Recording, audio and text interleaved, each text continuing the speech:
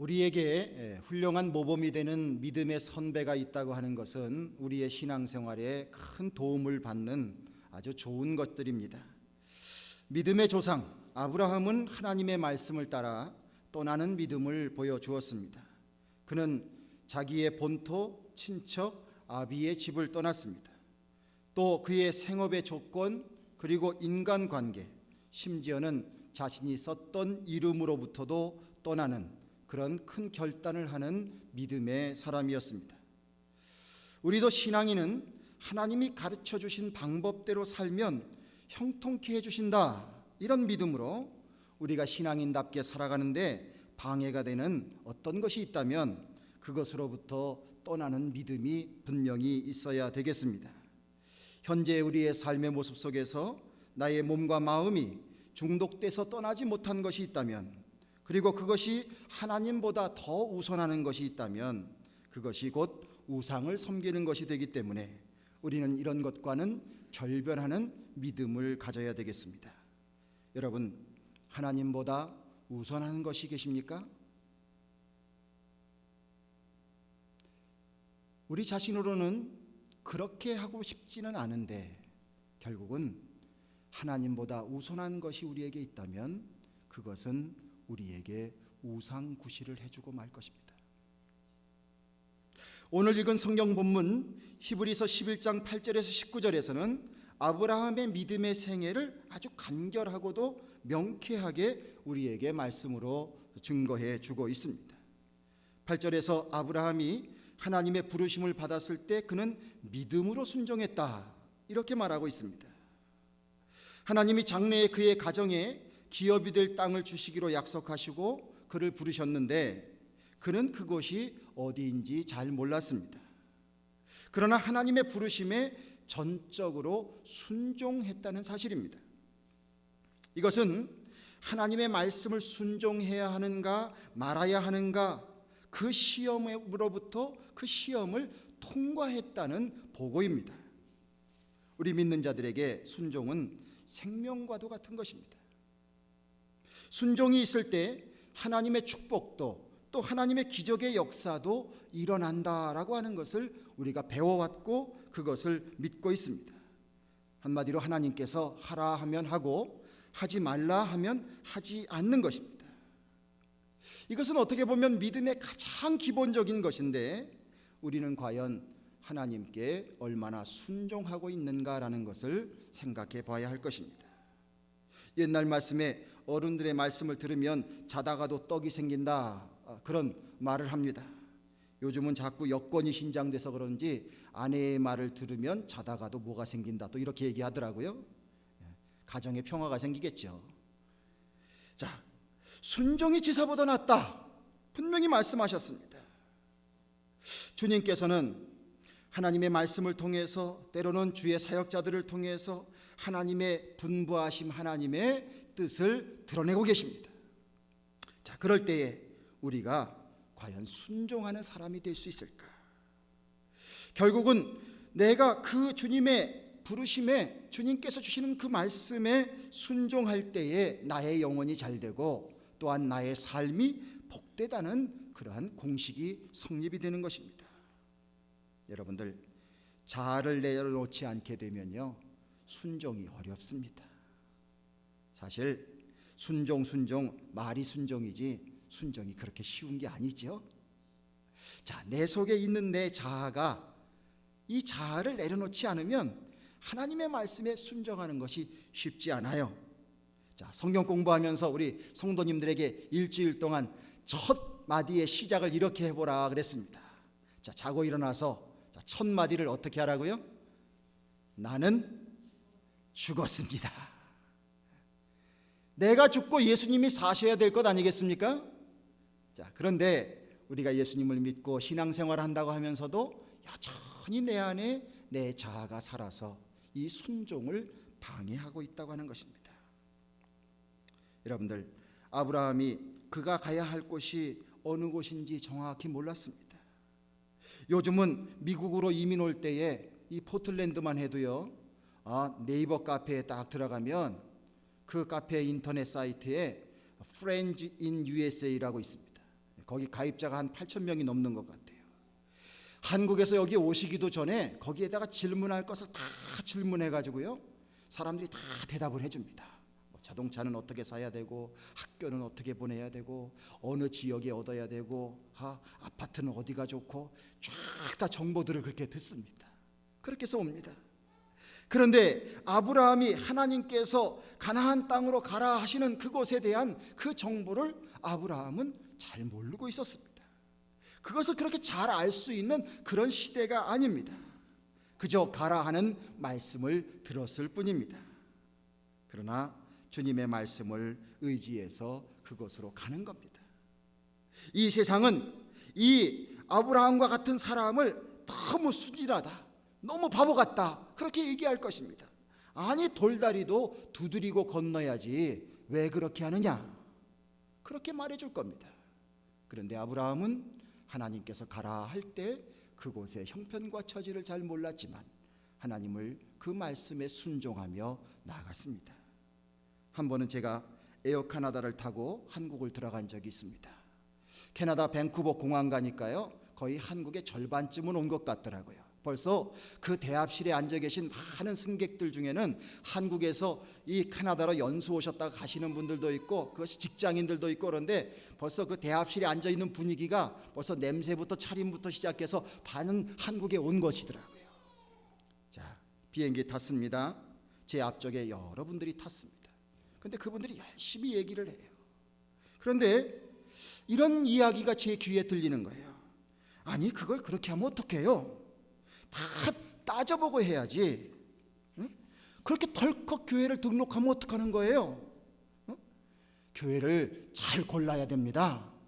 목사님 설교도 다 들어봐야 되고, 마켓 가서 테이프 다 갖다 들어봐야 되고, 그 교회 재정 상태 살펴봐야 되고, 혹시 건축하는지 안 하는지 미리도 봐야 되고, 그리고 목사님 비전과 내 비전과 맞는지 미리 체크업도 하고, 그리고 등록을 해야지 어떻게 그렇게 그냥 함부로 하게 되느냐고, 이렇게 한 분이 일장연설을 하시더라고요.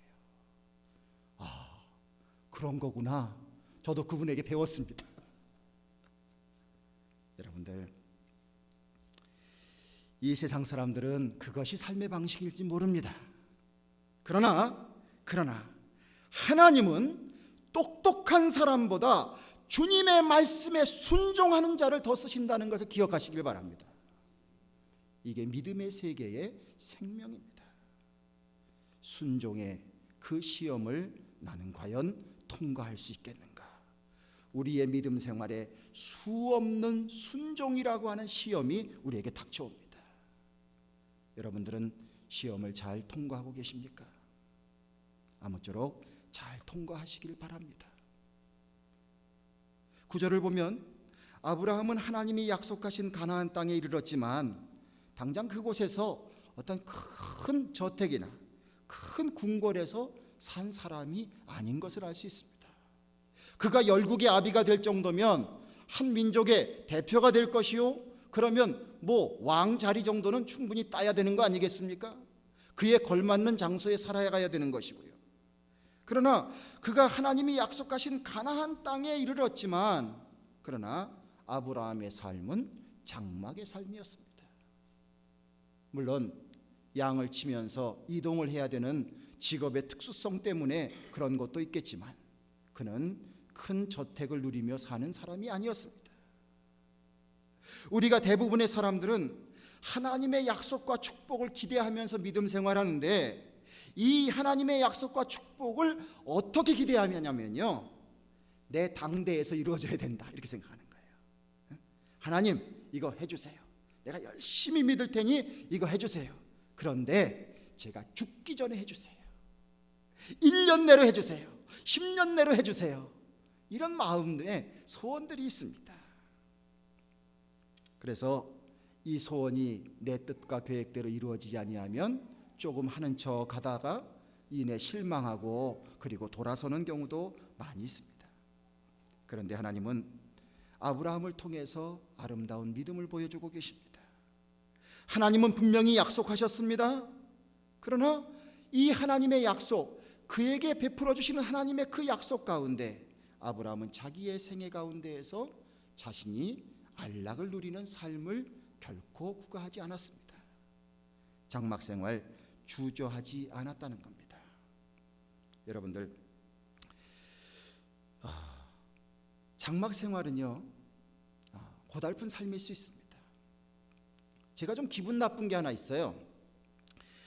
제가 지금 살고 있는 아파트에 제가 지금 13년째 사는 것 같아요. 자, 그러면 저는 그냥 거의 내 집처럼 생각하며 살고 있거든요.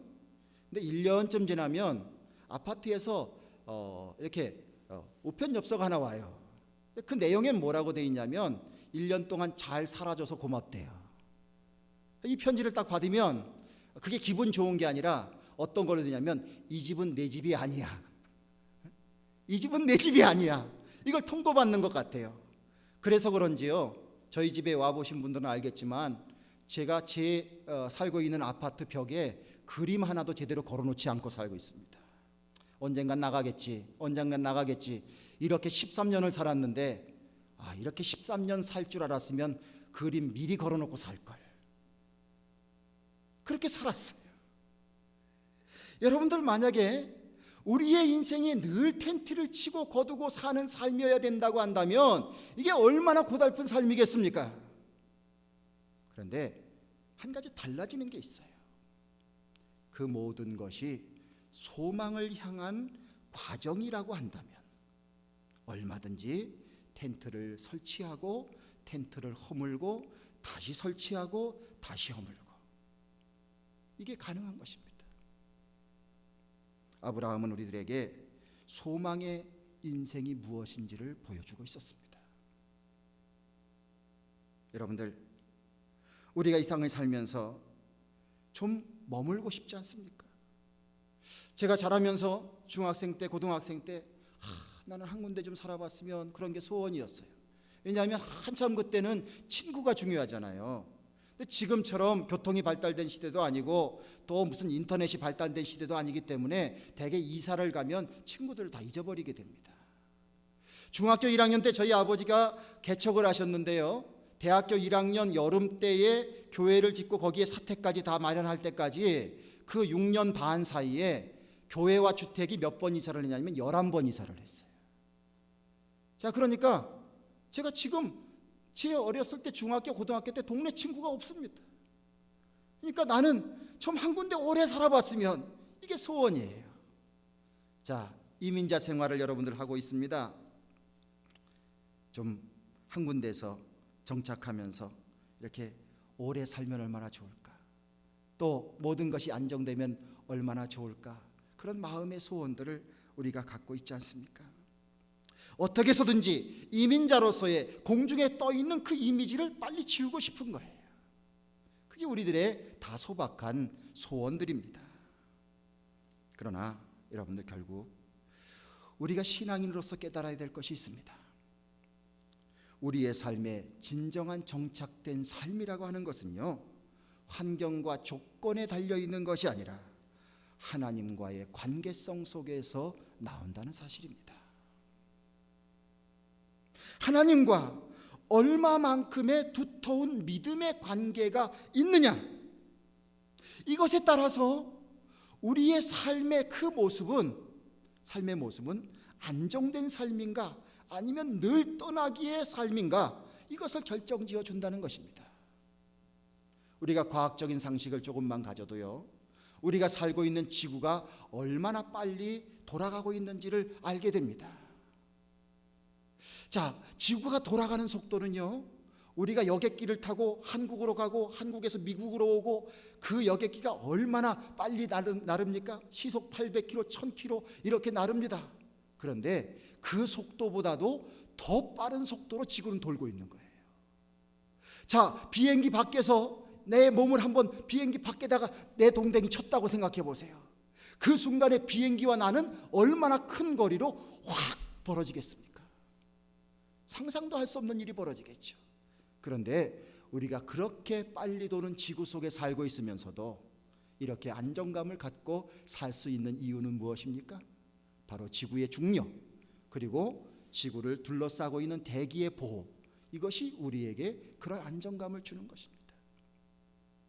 세상이 아무리 요동친다고 할지라도 우리가 주님과의 관계를 어떻게 갖느냐에 따라서 결국 우리들의 삶이 영원한 이방인으로서 떠나기의 인생으로 살아가는 삶이 될 것이냐, 아니면 하나님의 백성으로 천국의 시민으로 살아가는 사람이 될 것이냐를 결정해 주는 가장 큰 원인이 바로 주님과의 관계에 있게 될 줄로 믿습니다. 높은 산이 거친 들이 초막이나 궁궐이나 내 주 예수 모신 것이 그 어디나 하늘나라. 할렐루야 찬양하세. 내 모든 죄 사함받고 주 예수와 동행하니 그 어디나 하늘나라. 우리 할렐루야부터 한번 불러볼까요? 할렐루야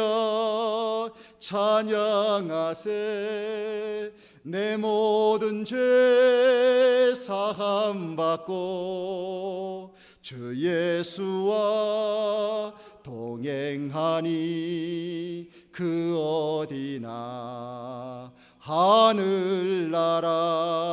할렐루야.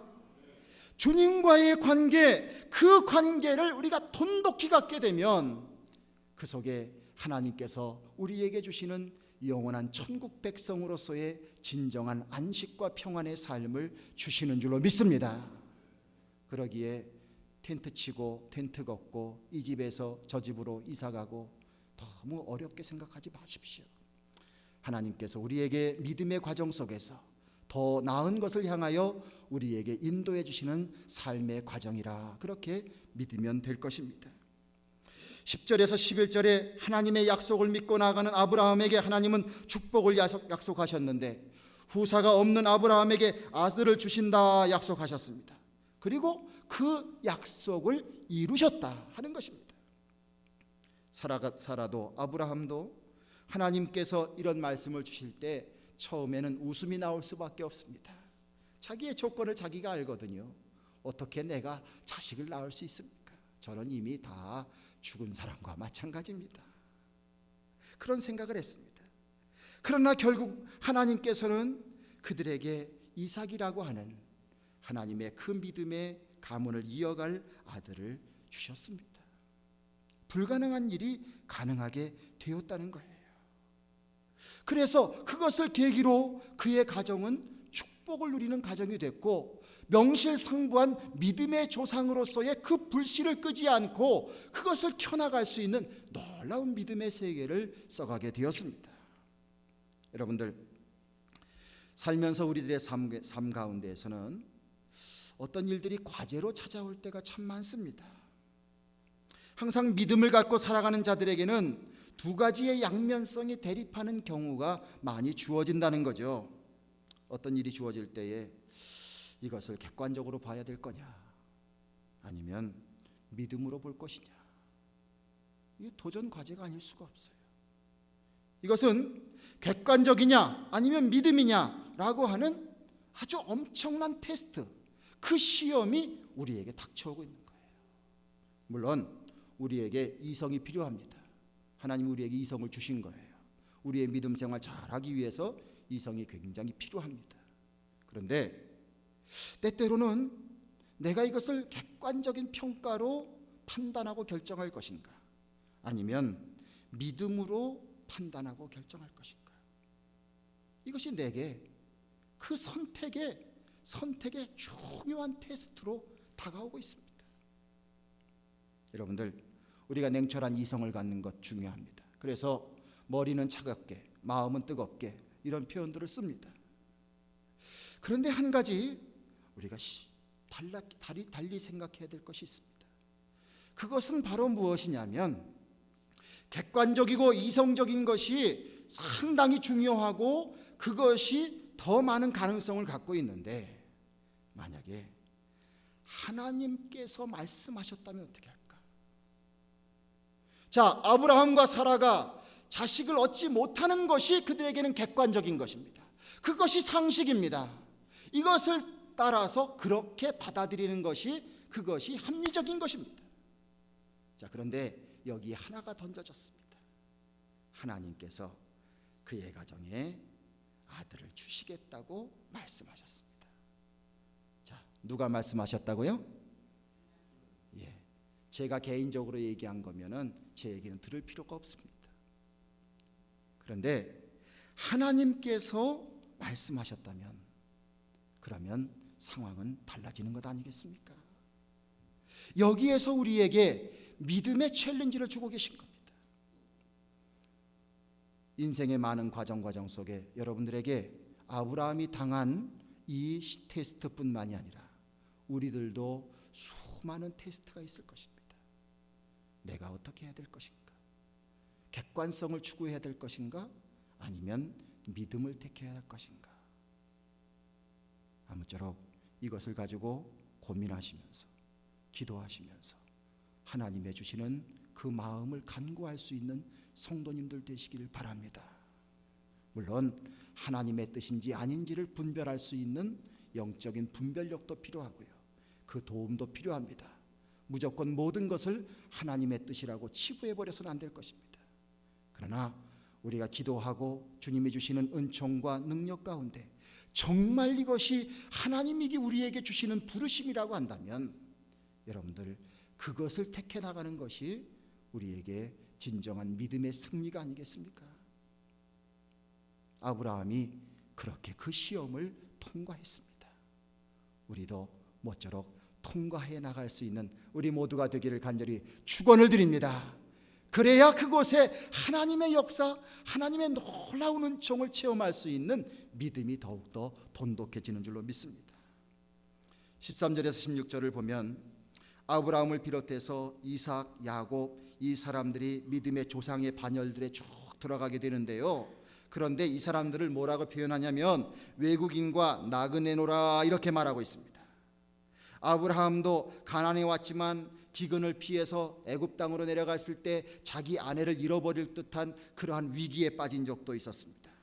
이삭은 가는 곳마다 우물을 파는데 그 동네 주민들이 자꾸 그 우물을 메꿔버리고 빼앗고 그렇게 해서 또 피난을 가가지고 또 우물을 파야 되고 이삭이 가는 곳마다 우물을 팠어요.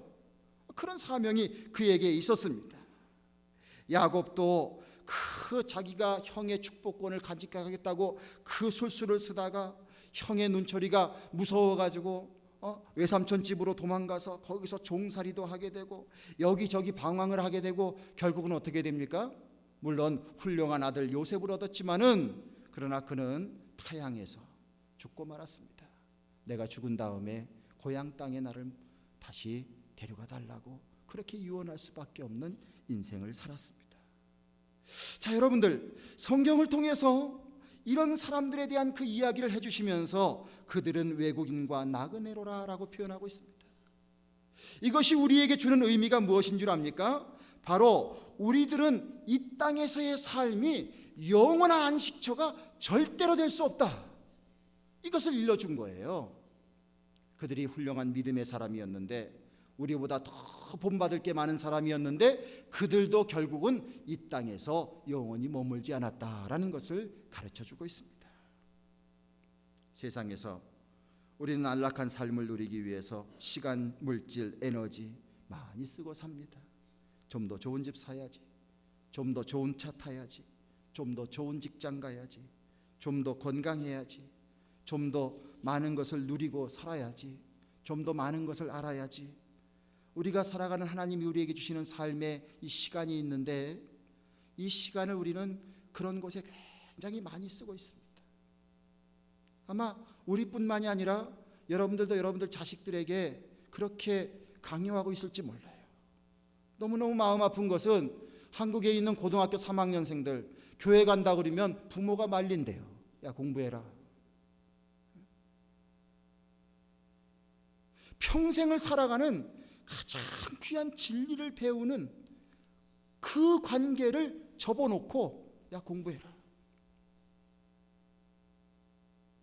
실수하는 거 아닙니까? 여러분들 우리가 이 세상에서 살아가는 삶을 위하여서는 많은 시간을 쓰고 스스로가 바빠지기를 결단하며 살고 있는데 아이고 나 바빠, 아이고 나 바빠, 나 이거 해야 돼, 저거 해야 돼. 얼마나 바삐 살며 그것을 미덕처럼 얘기합니까? 그러나 여러분들 우리는 영원한 하나님 나라를 위해서는 얼마나 준비하며 살고 있습니까? 믿음의 선배들이 분명히 보여주었습니다. 이 땅에서 아무리 우리가 열심히 산다고 할지라도 이 땅의 삶은 영원한 안식처가 될 수 없다는 겁니다. 그런데 이 세상 것만을 위하여서 나의 온 생애를 썼다면 이건 어리석은 짓 아닙니까? 주님께서는 우리들에게 너희의 보물을 땅에 쌓아두지 말라고 하셨습니다. 하늘에 쌓아두라고 하셨습니다. 왜냐하면 이 땅에 진정한 소망이 있는 것이 아니기 때문입니다. 하나님 나라에 있기에 그 하나님의 나라를 예비하는 사람으로서 인생을 살라 하는 것입니다. 여러분들, 이 땅에서 하나님이 우리에게 주시는 삶의 기회를 통해서 나름대로 의미 있는 일을 많이 해야 할 것입니다. 그러나 이러한 모든 것이 하나님의 나라를 예비하는 것을 대신할 수는 없습니다. 영원한 하나님 나라를 향하여서 준비해 나갈 수 있는 우리가 되기를 바랍니다. 즉 무슨 말씀을 드리는 거냐면요, 이 세상에 안주하려고 하는 유혹을, 그 테스트를 벗어나자 하는 겁니다. 그 시험이 우리에게 얼마나 닥치는지는 몰라요. 제가 요즘 느낍니다. 옛날에 노세 젊어서 노세 그랬잖아요. 그러니까 그거는요, 새마을 운동에 너무 위배되는 얘기예요. 만약에 박정희 대통령 시절에 노세 젊어서 노세 했다가는 큰일 납니다. 그거는 안기부에 끌려가요. 자, 근데 그 말이 일리도 있다 이런 생각이 드는 거예요. 왜냐하면 좀 연세 드신 분은 다 아실 겁니다. 자, 좀 놀아보려고 해도 몸이 받쳐줍니까? 안 받쳐줍니까? 안 받쳐줘요. 아무리 맛있는 음식도요, 벌써 미각이 상실되면서 맛있지 않아요. 아무리 좋은 경치도요, 그거 보려고 막 가가지고요, 너무 피곤해서 정작 차에서 내리지 못하고 거기서 그냥 주저앉아 있게 돼요. 여러분들, 이 세상 것은 다 한계가 있습니다. 우리가 영원히 이 세상 것을 다 누릴 수가 없단 말이죠. 하나님의 나라를 예비할 수 있고 이 땅에 안주하지 아니하며 주님의 나라의 백성이 될 수 있는 그 세계로 들어갈 수 있는 모든 성도님들 되시기를 간절히 축원을 드립니다. 이 시험을 우리가 극복해야 됩니다. 주객이 전도돼서는 안 되겠죠? 자, 이제 한 주간을 여러분들 사실 겁니다. 여러 가지 돈도 버셔야 되고 뭐 여러 가지 바쁜 일 많으시죠. 자, 그런데 이런 것의 마지막 종국은, 내가 이러한 것을 모든 것을 하는 그 결국은 바로 하나님 나라의 백성이 되기 위한 일환으로 하시는 성도님들 되시기를 간절히 축원을 드립니다. 그게 현명한 자입니다. 17절에서 19절을 보면 아브라함의 믿음의 절정을 보게 됩니다. 자, 이제 믿음의 조상 아브라함, 그가 믿음의 조상이라 불림을 받기에 하나도 결점이 없을 만한 마지막 테스트가 아브라함 앞에 놓여 있게 됩니다. 그게 바로 무엇입니까? 100세에 얻은 아들을 하나님께 바치는 일입니다. 자, 100세에 아들을 얻게 되었습니다. 오매불망 얻은 아들입니다. 이 아들이 장성했습니다. 그 아들에게 온갖 꿈과 희망을 다 가지고 있습니다. 그런데 어느 날 청천벽력 같은 하나님의 명령이 들려집니다. 너 이삭을 제물로 바쳐라. 아마 우리 같으면 수도 없이 다시 한번 귀를 씻고 내 마음을 생각하면서 또한 내가 의지하는 믿음의 사람에게 가서 다시 물어볼 겁니다. 이거 하나님이 말씀하신 게 맞아? 하나님이 정말 말씀하셨어? 정말 그런 거야? 어떻게 우리 하나님이 그러실 수 있지? 아마 그것을 부인하고 싶어서 몸부림을 칠 것입니다. 그런데 너무나도 야속하게 하나님은 그 아들을 바치라고 말씀하고 계십니다. 여러분들, 우리가 이 땅에 올 때에 우리는 아무것도 가지고 오지 않았습니다. 그럼에도 불구하고 살아가면서 내가 가지고 있는 많은 것들을 나의 것이라 여기면서 그 가운데 애착을 갖고 있습니다. 누구에게 내가 아끼는 것 하나 주는 것이 그렇게 쉽지 않아요. 그런데 보십시오. 여러분들, 내가 가지고 있는 나의 것이라고 주장하는 것을 내가 가져갈 수 있습니까? 영원히 가져갈 수 있습니까? 없습니다. 자, 여러분들에게 한번 질문해 보겠습니다. 여러분들 자식이 여러분들의 말대로 다 따라합니까? 왜 안 따라할까요? 나는 그 자식이 내 소유라고 생각할지 모르지만 그 자식은 내 소유가 아니에요. 내 소유가 아니니까 내 말대로 안 듣는 겁니다. 그걸 빨리 아셔야 됩니다. 내 것이 아니에요. 그런데 우리는 얼마나 많은 집착을 가지고 그것이 내 것이라 여기며 살고 있습니까? 아브라함에게도 우리와 똑같은 성정이 있었을 겁니다. 그 아들, 그 100세에 얻은 아들, 정말 땅에 내려놓기도 아까운 그 아들, 이게 어떤 아들인데 어떻게 내가 이 아들을 그것도 죽여서 하나님 앞에 바쳐 그냥 목사가 되게 하라고 그래도 목사 안 되면 안 될까요?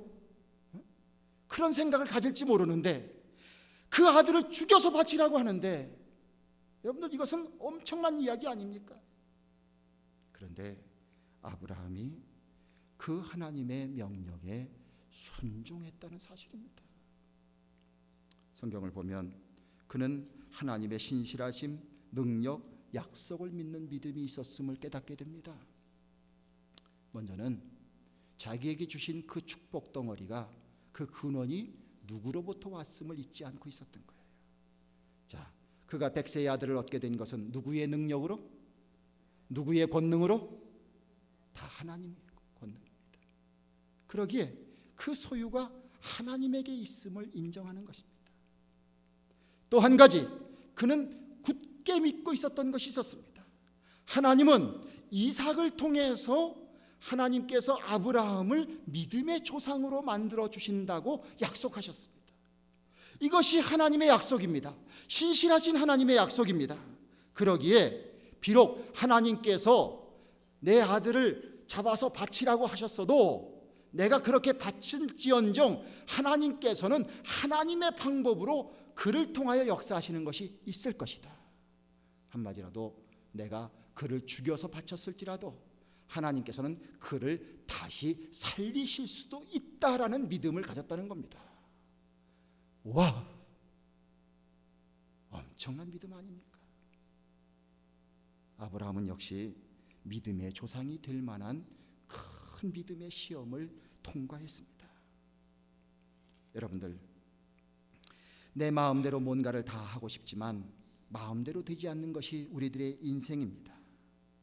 그러면서 그 가운데에서 나의 소유, 내가 가지고 있는 것을 가지고 우리는 부단히도 나를 채우기 위해서 애를 쓰고 있습니다.